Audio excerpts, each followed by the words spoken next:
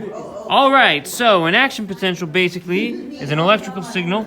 It starts when a neuron receives a signal in the dendrites, either from another neuron or from a sensory cell.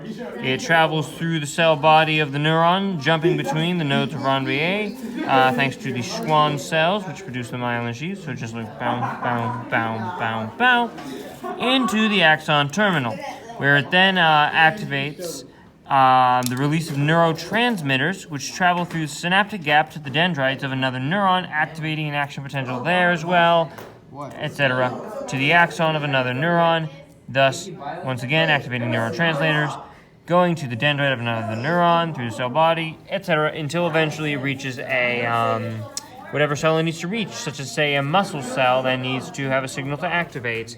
So, generally, this would be the sort of path, if you will.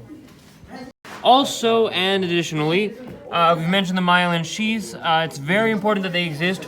Without the myelin sheaths, the signal wouldn't just jump between the nodes of Ranvier, so the signal would be much, much slower.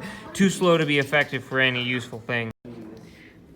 So, after an action potential has run its course, we get into the signaling phase. Now, the action potential would arrive in the axon terminal, which causes a vesicle containing certain neurotransmitters to move. In this case, the neurotransmitter is ACH, which stands for acetylcholine. Now, it would move basically to the cell membrane, fuse with it, releasing the ACH into the synaptic gap, which is the little space between the axon of one neuron and the dendrites of another neuron.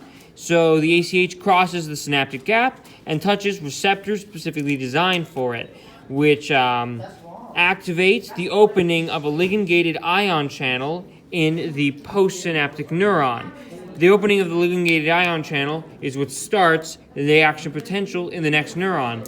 Thus, the release of ACH causes another action potential, so information can be transmitted from one neuron to another.